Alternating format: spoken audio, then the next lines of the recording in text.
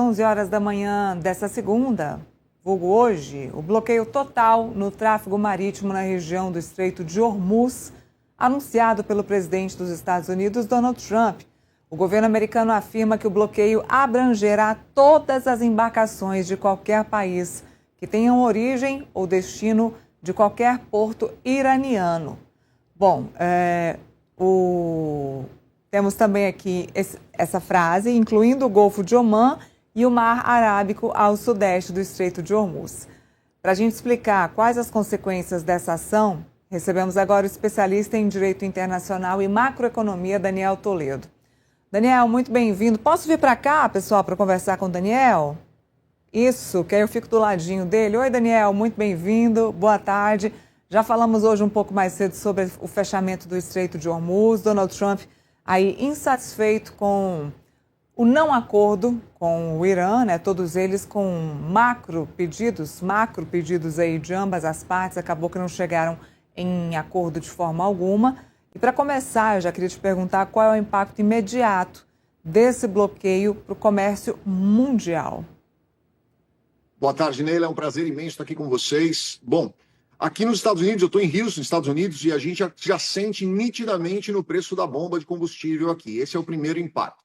Sem dúvida nenhuma, nós vamos ter aí outros desdobramentos, porque a China deu uma manifestação agora, 1h30 atrás, e isso correu todas as notícias aqui, de que a China não admitiria nenhum navio dela sendo impedido de transitar ali, porque ela já não estava com relação ao Irã, que é uma parceira comercial do Irã, e ela disse claramente que não permitirá que nenhum navio dela seja impedido de transitar nas águas internacionais. Outro ponto que a gente percebe também que vem escalonando bastante é a Rússia, que fez uma proposta agora de que ela tomaria conta das eventuais aí, do urânio enriquecido que o Irã tem. E fez essa proposta, inclusive, para os Estados Unidos. Olha, deixa que essa parte do enriquecimento nuclear eu cuido, eu administro e eu te passo aí um feedback do que está acontecendo. Porém, a Rússia é um dos principais fornecedores do equipamento de enriquecimento de urânio que está no Irã. Então, nós temos aí alguns pontos onde a gente começa a perceber que os players estão jogando as cartas, agora estão realmente jogando as cartas. Ou seja, China e Rússia entraram na discussão dizendo nós não vamos permitir que isso aconteça. E lembra, Neila, que na semana passada nós tivemos um outro caso de um petroleiro russo que estava a caminho de Cuba, o segundo petroleiro russo que estava a caminho de Cuba, que estava passando próximo ali da costa da Grã-Bretanha e com escolta de um submarino nuclear russo, ou seja, deixando claro que eles não vão permitir qualquer tipo de impedimento de trânsito. E isso sim pode escalonar bastante esse conflito. Bom, para quem está nos assistindo e poder contextualizar essa história, do ponto de vista do direito internacional, os Estados Unidos têm respaldo legal para impor esse tipo de bloqueio? Eles podem fazer isso? De forma alguma, na verdade, até porque no direito internacional você tem as águas internacionais e você tem os estreitos. E na legislação internacional é claro que os estreitos são passagens livres de trânsito, inclusive o Irã não poderia estar cobrando o pedágio de $2 milhões por navio cargueiro que estava passando por ali, mas ele está cobrando, e o Donald Trump, como última tentativa, aí falou, não, já que você vai fechar, não, então eu vou fechar também. Eu vou fechar para todo mundo, inclusive os seus parceiros. Mas, de acordo com o direito internacional, ambos, tanto o Irã quanto o Donald Trump, não podem fechar ali, porque estreitos, seja ele o Estreito de Hormuz ou qualquer um outro, é considerado área de trânsito internacional e não pode ter nenhum tipo de fechamento ou cobrança de pedágio. Bom, considerando a importância aí do Estreito de Hormuz, nós já havíamos vindo a dificuldade de petróleo, de gás natural, de esse tipo de combustível chegar a diversas partes do mundo.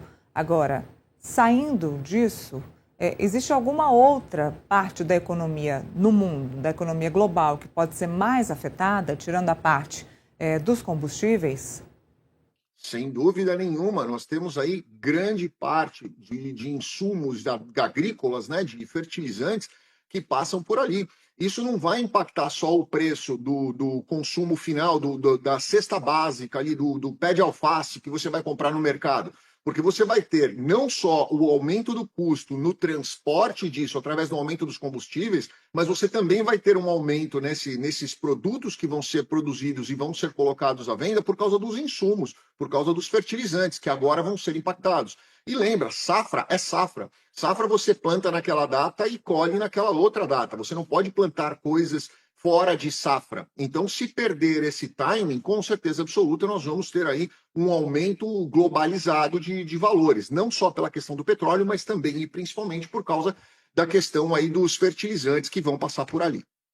Bom, há quem diga que o novo líder do Irã é um líder menos religioso, um líder mais militarizado. Levando isso em consideração também, a gente pode dizer que há um risco maior de uma escalada militar ou de um agravamento das tensões entre Estados Unidos e o Irã depois dessa decisão do último fim de semana? Leila, eu não acredito que o Irã, e eu tenho acompanhado muito de perto essas negociações, eu criei um pessoal interesse por isso. Não só pela questão do conflito Israel-Irã, que já vem pretérito, né? A gente está falando aí 6.000 anos de divergências, mas nós estamos falando também num conflito onde Estados Unidos foi arrastado para isso, intencionalmente ou não intencionalmente. Os Estados Unidos foi arrastado para essa situação e não sabe como resolver. Por quê? Estados Unidos estava pensando que ele ia chegar ali, ia fazer bombardeio no Irã, os iranianos iam simplesmente recuar e os Estados Unidos teriam uma vitória fácil e simples, como teve na Venezuela. Mas ali eles estão lidando com persas, a conversa já é um pouco diferente. Eles estão lidando com pessoas que se prepararam para este conflito nos últimos 30 anos. Então, eles têm um estoque de armamentos ali, e armamentos muito específicos para o tipo de combate, o tipo de terreno que ele tem, que não estavam sendo esperados. Sabe lá Deus por quê? Seja por má orientação, por má estratégia ou por mau planejamento. Não vem ao caso. Mas quando você coloca ali dois outros players, que são China e Rússia, você começa a entender como a coisa funciona. Irã não tem a condição de ter tantos bombardeios precisos sem uma informação de satélite, sem uma informação de inteligência que venha de fora. Ele não tem essa condição. E muitos bombardeios que foram feitos, muitos ataques que foram feitos, principalmente a bases americanas ali na região do próprio Golfo, foram precisos, sabendo que alguns aviões estavam ali. São 39 aviões derrubados ou danificados dos Estados Unidos. Os Estados Unidos não estava contando com isso. Mandou inicialmente, você for olhar a primeira leva, foram 200 aviões. E quando você fala perder 39 num universo de 200, é um número muito considerável, né? Principalmente quando essa conta vai chegar no contribuinte. Então, isso tem desestabilizado muito, e a gente começa a perceber que China e Rússia começam a dar informação, e China agora fazendo uma venda de 2 bi de mísseis hipersônicos para o Irã, onde o Donald Trump já disse, se fornecer míssil, nós vamos ter problema. Bom, a gente já está tendo problema, né? Porque já está fornecendo ali, na verdade, não só a reposição de alguns armamentos, mas também a inteligência, que é o que é mais importante para esse tipo de conflito. Então, sem dúvida nenhuma, nós temos aí outros dois players que precisam ser ligados. Nós temos uma guerra indireta acontecendo com Rússia e China, assim como temos ainda uma guerra indireta acontecendo com a Europa, né, o OTAN, e Estados Unidos na situação da Ucrânia. Eu acredito que China e Rússia agora vão fazer os Estados Unidos entenderem o que aconteceu efetivamente na Ucrânia, e talvez nós tenhamos aí uma negociação que vai envolver Ucrânia e Irã para que isso efetivamente se acalme. Mas, por enquanto, acredito que deve se agravar. Bom, já que você falou desses outros dois players, que são a China e a Rússia, qual é o objetivo ou qual é o interesse real desses dois países nessa guerra? Claro que é um interesse financeiro, você acabou de falar de venda de mísseis e venda de inteligência. Mas para além da venda de mísseis e venda de inteligência, existe ainda algum outro interesse desses dois países? Claro que sim, eles querem tirar a hegemonia dos Estados Unidos há muitos anos. A China vem declarando isso abertamente, que a ideia era 2030, agora passou para 2035 e depois passou para 2050, ser a maior potência mundial.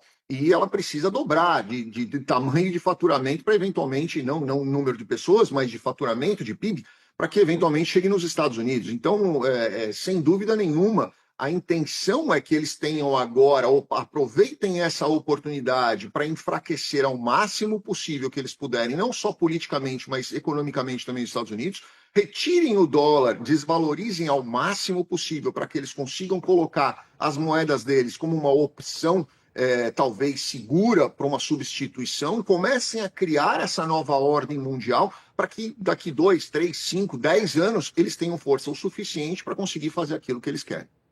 Muito bem, seguimos acompanhando. Vamos ver o que acontece daqui para frente agora com novos players na jogada. Eu te agradeço muito. Obrigada mais uma vez pela participação aqui conosco no Metrópolis. Muito obrigado, Nela. É sempre um prazer estar com vocês.